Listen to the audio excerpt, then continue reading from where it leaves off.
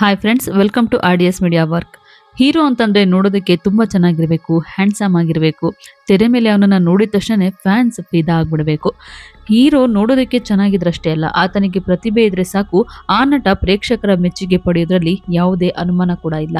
ಅದೇ ರೀತಿ ತಮ್ಮ ಸೌಂದರ್ಯ, ನಟನೆಯ ಮೂಲಕ ದೊಡ್ಡ ಅಭಿಮಾನಿ ಬಳಗವನ್ನೇ ಹೊಂದಿದಂತಹ ಚಂದನವನದ ಚಂದದ ನಟ ಸುಪ್ರೀಂ ಹೀರೋ ಶಶಿಕುಮಾರ್. ಒಂದು ಕಾಲದಲ್ಲಿ ಸ್ಟಾರ್ ನಟನಾಗಿ ಮಿಂಚಿದಂತಹ ಶಶಿಕುಮಾರ್ ಬಾಳಲ್ಲಿ ಒಂದೇ ಒಂದು ಅಪಘಾತ ಬಿರುಗಾಳಿಯನ್ನೇ ಎಬ್ಬಿಸ್ಬಿಡುತ್ತೆ. ಇದರಿಂದಾಗಿ ಅವರು ಸಾಕಷ್ಟು ಕಷ್ಟ ನೋವುಗಳನ್ನ ಎದುರಿಸ್ಬಿಡ್ತಾರೆ. ಸಿನಿಮಾ ಜರ್ನಿ ಆಗಿರ್ಬೋದು, ಲೈಫ್ ಜರ್ನಿ ಆಗಿರ್ಬೋದು, ಪ್ರತಿಯೊಂದು ಕಡೆನೂ ಅವರ ಪಟ್ಟ ಪಾಡು ಅಷ್ಟಿಷ್ಟಲ್ಲ. ಸೊ ಶಶಿಕುಮಾರ್ ಅವರ ಬದುಕಿನಲ್ಲಿ ನಡೆದಂತಹ ದುರಂತದ ಬಗ್ಗೆ ಇವತ್ತಿನ ಈ ವಿಡಿಯೋದಲ್ಲಿ ನಾವು ನಿಮಗೆ ಹೇಳ್ತೀವಿ.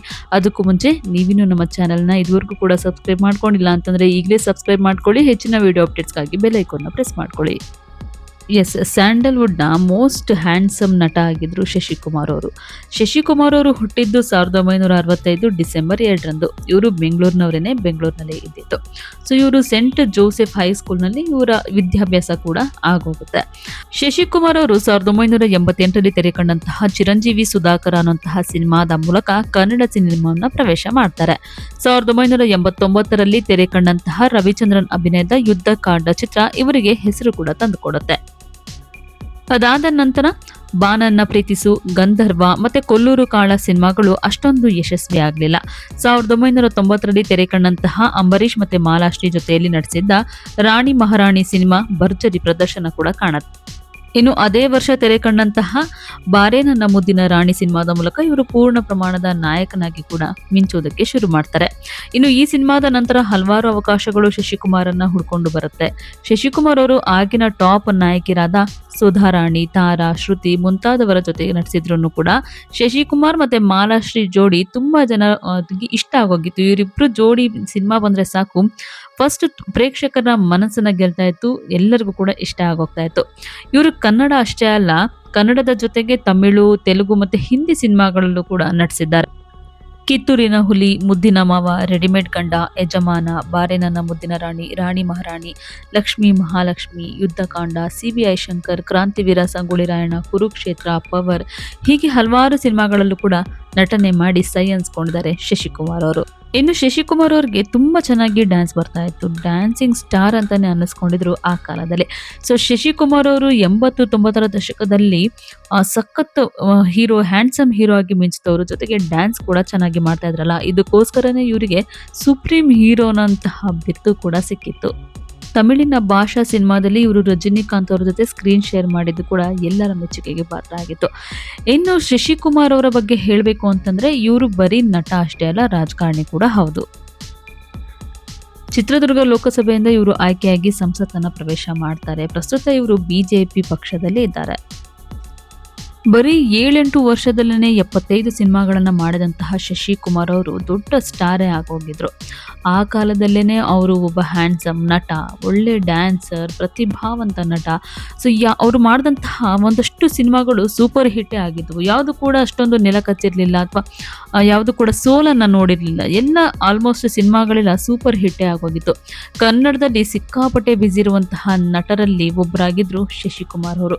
ಹೀಗೆ ಎಲ್ಲ ಕೂಡ ಚೆನ್ನಾಗಿ ಇರಬೇಕಾದ್ರೆ ಅವರ ಲೈಫನ್ನೇ ಬದಲಾಯಿಸಿದ್ದು ಮುಂದೆ ಒಂದು ಆಕ್ಸಿಡೆಂಟ್. 1998ರ ಜುಲೈ 31ರಂದು ಒಂದು ಅಪಘಾತ ಆಗೋಗುತ್ತೆ. ಅದು ಬಾರೋ ನನ್ನ ಮುದ್ದಿನ ಕೃಷ್ಣ ಅನ್ನುವಂತಹ ಸಿನಿಮಾದ ಶೂಟಿಂಗ್ ಅನ್ನ ಮುಗಿಸಿ ಇವರು ವಾಪಸ್ ಬರ್ತಾ ಇರ್ತಾರೆ. ಇವ್ರ ಜೊತೆ ಮಗಳು ಫೋನ್ನಲ್ಲಿ ಮಾತಾಡ್ತಾ ಇರ್ತಾರೆ. ಸೊ ಮಗಳು ಫೋನ್ ಮಾಡಿ ನನಗೆ ಐಸ್ ಕ್ರೀಮ್ನ ತಗೋ ಬನ್ನಿ ಅಂತ ಹೇಳ್ತಾರೆ. ಹೀಗಾಗಿ ತಮ್ಮ ಮಾರುತಿ ಕಾರ್ನಲ್ಲಿ ರಾತ್ರಿ 9ರಿಂದ 10 ಗಂಟೆ ಸಮಯದಲ್ಲಿ ಇವರು ಶಿವಾನಂದ ಸರ್ಕಲ್ ಬಳಿ ಹೋಗ್ತಾ ಇರಬೇಕಾದ್ರೆ ಸಣ್ಣದಾಗಿ ಮಳೆ ಕೂಡ ಬೀಳ್ತಿರತ್ತೆ. ಅವರ ಕಾರಿನ ಎದುರಿನಿಂದ ಅವರ ಕಣ್ಣಿಗೆ ಲೈಟ್ ಒಂದು ಬೀಳತ್ತೆ. ಕಣ್ಣು ಬಿಡಲು ಕೂಡ ಆಗದೆ ಮುಂದೆ ಇನ್ನೊಂದು ಗಾಡಿ ಬರ್ತಾ ಇರತ್ತೆ ಅಂತ ಹೇಳಿ ಸ್ಟೇರಿಂಗ್ನ ಇವರು ಬಲಕ್ಕೆ ತಿರುಗಿಸ್ತಾ ಇರ್ತಾರೆ ಅಷ್ಟೇ. ಅದಾದ ನಂತರ ಇವರು ಕಣ್ಬಿಟ್ಟು ನೋಡಿದ್ರೆ ಅವರು ಆಸ್ಪತ್ರೆಯಲ್ಲಿ ಇದ್ರಂತೆ. ಅಂದಹಾಗೆ ಶಶಿಕುಮಾರ್ ಅವರು ಅವತ್ತು ನಡೆದಂತಹ ಆಕ್ಸಿಡೆಂಟ್ನ ಟೈಮಲ್ಲಿ ಕೇವಲ 30 ಕಿಲೋಮೀಟರ್ ವೇಗದಲ್ಲಿ ಅಷ್ಟೇ ಇವರು ಹೋಗ್ತಾ ಇರ್ತಾರೆ. ಈ ಬಗ್ಗೆ ಅವರು ಸ್ವತಃ ವೀಕೆಂಡ್ ವಿತ್ ರಮೇಶ್ ಕಾರ್ಯಕ್ರಮದಲ್ಲೇ ಹೇಳ್ಕೊಂಡಿದ್ರು. ಇನ್ನು ಕಾರು ಅಪಘಾತದಿಂದಾಗಿ ಶಶಿಕುಮಾರ್ ಅವರ ಮುಖಕ್ಕೆ ದೊಡ್ಡ ಪೆಟ್ಟೆ ಬಿದ್ದಿತ್ತು. ಮುಖವೆಲ್ಲ ರಕ್ತ ಆಗಿತ್ತು. ಅವರಿಗೆ ಸತತ 8 ಗಂಟೆಗಳ ಕಾಲ ಶಸ್ತ್ರಚಿಕಿತ್ಸೆ ಕೂಡ ಮಾಡಲಾಗಿತ್ತು. ಯಾಕಂದ್ರೆ ಅದು ಗ್ಲಾಸ್ ಪೀಸಸ್ ಎಲ್ಲ ಮುಖದ ಒಳಗಡೆ ಚುಚ್ಕೊಂಡ್ಬಿಟ್ಟಿರುತ್ತೆ. ಅವ್ರಿಗೆ ಅಷ್ಟು ಜೋರಾಗಿ ಆಕ್ಸಿಡೆಂಟ್ ಆಗೋಗುತ್ತೆ. ಡಾಕ್ಟರ್ ಜಲಾನಿ ಅನ್ನೋರು ಶಶಿಕುಮಾರ್ಗೆ ಮರುಜೀವವನ್ನು ಕೊಡ್ತಾರೆ. ಆದ್ರೂ ಕೂಡ ಅಪಘಾತದ ತೀವ್ರತೆಗೆ ಶಶಿಕುಮಾರ್ ಅವರ ಮುಖ ನೋಡಲು ಆಗದೆ ಇರುವಂತಹ ಪರಿಸ್ಥಿತಿಗೆ ಹೋಗ್ಬಿಡುತ್ತೆ. ಅದಾದ ನಂತರ ಅವರಿಗೆ ಒಂದಷ್ಟು ಸರ್ಜರಿಗಳನ್ನ ಮಾಡಿ ಒರಿಜಿನಲ್ ಏನಿದೆಯೋ ಆ ಮುಖನ ಬರ್ಸ್ಲಿಕ್ಕೆ ಆಗದೆ ಇದ್ರೂ ಕೂಡ ಅದಕ್ಕೆ ಮ್ಯಾಚ್ ಆಗುವಂತಹ ರೀತಿಯಲ್ಲಿ ಅವರಿಗೆ ಆಪರೇಷನ್ ಕೂಡ ಮಾಡಲಾಗುತ್ತೆ. ಇನ್ನು ಶಶಿಕುಮಾರ್ ಅವರ ಬದುಕಿನಲ್ಲಿ ಇದೊಂದು ವಿಚಾರ ಮಾತ್ರ ತುಂಬಾನೇ ಒಂಥರ ಬಿರುಗಾಳಿನೇ ಎಬ್ಬಿಸ್ಬಿಡ್ತು ಅಂತಾನೆ ಹೇಳ್ಬೋದು. ಈ ಟೈಮಲ್ಲಿ ಅವರು RT ನಗರದ ಬಾಡಿಗೆ ಮನೆಯೊಂದರಲ್ಲಿ ವಾಸ ಮಾಡ್ತಾ ಇರ್ತಾರೆ. ಇನ್ನು ಅಪಘಾತ ಆದ ನಂತರ ಶಶಿಕುಮಾರ್ ಅವರಿಗೆ ಡ್ಯಾನ್ಸ್ ಮತ್ತೆ ನಟನೆ ಮಾಡೋದಕ್ಕೆ ಆಗೋದೇ ಇಲ್ಲ ಅನ್ನಂತಹ ಸುದ್ದಿಗಳು ಕೂಡ ಹಬ್ಬಿಬಿಡುತ್ತೆ. ಆಕ್ಚುಲ್ ಆಗಿ ಆಕ್ಸಿಡೆಂಟ್ ಆಗಿದಂತಹ ಟೈಮಲ್ಲಿ ಅವರಿಗೆ ಮುಖಕ್ಕೆ ಮಾತ್ರ ಪೆಟ್ಟಾಗಿರುತ್ತೆ. ಕೈ ಕಾಲು ಎಲ್ಲಿ ಯಾವುದಕ್ಕೂ ಕೂಡ ಅವರಿಗೆ ಪೆಟ್ಟಾಗಿರೋದಿಲ್ಲ, ಯಾವುದು ಕೂಡ ಏನೂ ಆಗಿರಲ್ಲ. ಆದರೆ ಮುಖ ಮಾತ್ರ ತುಂಬಾನೇ ಜಜ್ಜಿ ಹೋಗಿರುತ್ತೆ. ಇದರಿಂದನೂ ಕೂಡ ಸಿನಿಮಾ ಅವಕಾಶಗಳು ಕೈ ತಪ್ಪಿ ಹೋಗುತ್ತೆ. ಸುದ್ದಿಗಳನ್ನ ಹಬ್ಬಿಸ್ತಾ ಇರ್ತಾರಲ್ಲ, ರಾಂಗ್ ಸುದ್ದಿಗಳನ್ನ, ಸೊ ಇದರಿಂದ ಕೂಡ ಸಿನಿಮಾ ಅವಕಾಶಗಳನ್ನ ಕೈ ತಪ್ಪಿ ಹೋಗುತ್ತೆ.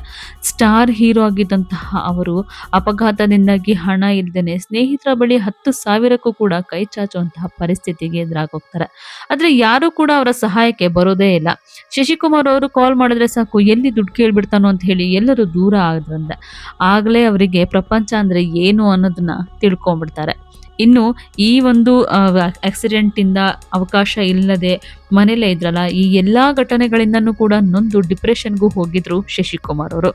ಅವರು ತಮ್ಮ ಮುಖ ನೋಡ್ಕೊಳ್ಬಾರ್ದು ಅಂತ ಹೇಳಿ ಮನೆಯಲ್ಲಿ ಒಂದೇ ಒಂದು ಕನ್ನಡಿ ಕೂಡ ಇಟ್ಟಿರ್ಲಿಲ್ಲ. ಕಣ್ಣಿಗೆ ಬಟ್ಟೆ ಕಟ್ಕೊಂಡು ಇರ್ತಾ ಇದ್ರಂತೆ. ಈ ರೀತಿ ಇದ್ದಂತಹ ಶಶಿಕುಮಾರ್ ಅವರು ಕ್ರಮೇಣವಾಗಿ ನಿಧಾನವಾಗಿ ಚೇತರಿಸ್ಕೊಳ್ಳೋದಕ್ಕೆ ಶುರು ಮಾಡ್ತಾರೆ. ಅದಾದ ನಂತರ ಹಬ್ಬ ಸಿನಿಮಾದಲ್ಲಿ ನಟಿಸೋದಕ್ಕೆ ಜಯಶ್ರೀ ಮತ್ತೆ ರಾಜೇಂದ್ರ ಬಾಬು ಅವರು ಅವಕಾಶವನ್ನ ಕೊಡ್ತಾರೆ. ಈ ಸಿನಿಮಾ ಹಿಟ್ ಆಗೋದ್ರ ಜೊತೆಗೆ ಅವರ ಕೆರಿಯರ್ಗೆ ಮತ್ತೊಂದು ಅವಕಾಶವನ್ನ ಕೊಡ್ತಾರೆ. ಅಷ್ಟೇ ಅಲ್ಲ, ಈ ಸಿನಿಮಾದಿಂದ ಮತ್ತೆ ಅವರು ತಮ್ಮ ಸಿನಿ ಜರ್ನಿಯನ್ನ ಶುರು ಮಾಡ್ಕೊಳ್ತಾರೆ. ಇನ್ನು ಮುಂಚೆ ಅಂದ್ರೆ ಆಕ್ಸಿಡೆಂಟ್ ಆಗೋಕ್ಕೂ ಮುಂಚೆ ಶಶಿಕುಮಾರ್ ಅವರು ಖಳನಾಯಕನಾಗಿ ಕೂಡ ನಟಿಸಿದ್ದಾರೆ, ಪೋಷಕ ನಟನಾಗಿ ಕೂಡ ನಟಿಸಿದ್ದಾರೆ, ಇನ್ನು ನಾಯಕ ನಟನಾಗಿ ಕೂಡ ಮಿಂಚ್ತಾ ಇದ್ದಾರೆ.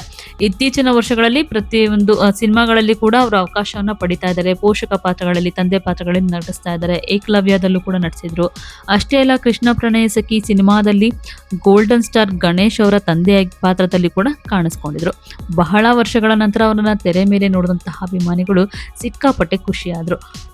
ಇನ್ನು ಶಶಿಕುಮಾರ್ ಅವ್ರಿಗೆ ಆಕ್ಸಿಡೆಂಟ್ ಆದ್ಮೇಲೆ ಅವರೆಲ್ಲ ಚೇತರಿಸ್ಕೊಂಡ್ಮೇಲೆ ಒಂದು ಪ್ರೋಗ್ರಾಮ್ ಅಲ್ಲಿ SPB ಮತ್ತೆ ಶಶಿಕುಮಾರ್ ಅವರು ಒಟ್ಟಾಗಿ ಕಾಣಿಸ್ಕೊಳ್ತಾರೆ. ಆಗ SPB ಅವರು ಕೂಡ ಶಶಿಕುಮಾರ್ ಅವ್ರ ಬಗ್ಗೆ ಒಂದೊಳ್ಳೆ ಮಾತನಾಡ್ತಾರೆ.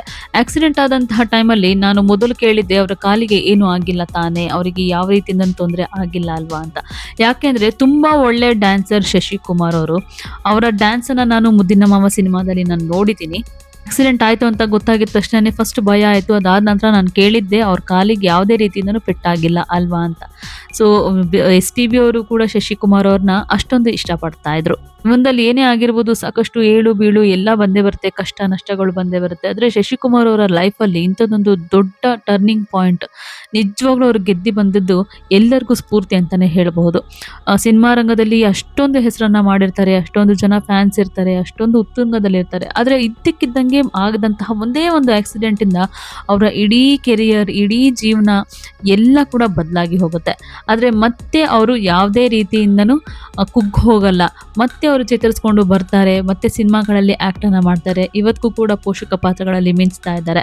ಶಶಿಕುಮಾರ್ ಅವರು ಹೀಗೆ ಮತ್ತಷ್ಟು ಸಿನಿಮಾಗಳಲ್ಲಿ ಮಿಂಚಲಿ ಅಂತ ನಾವು ಕೂಡ ಹಾರೈಸೋಣ. ನಿಮ್ಗೇನನ್ಸುತ್ತೆ ಶಶಿಕುಮಾರ್ ಅವರ ಈ ವಿಡಿಯೋ ನಿಮ್ಗೇನು ಅನ್ನಿಸ್ತು ಅನ್ನೋದನ್ನ ನೀವು ಕೂಡ ಕಮೆಂಟ್ ಮಾಡಿ ಹೇಳಿ. ಹಾಗೆ ಈ ವಿಡಿಯೋ ನಿಮ್ಗೆ ಇಷ್ಟ ಆಗಿದ್ರೆ ಲೈಕ್ ಮಾಡಿ, ಶೇರ್ ಮಾಡಿ, ನಮ್ಮ ಚಾನೆಲ್ನ ಸಬ್ಸ್ಕ್ರೈಬ್ ಮಾಡ್ಕೊಳ್ಳೋದನ್ನ ಮಾತ್ರ ಮರಿಬೇಡಿ.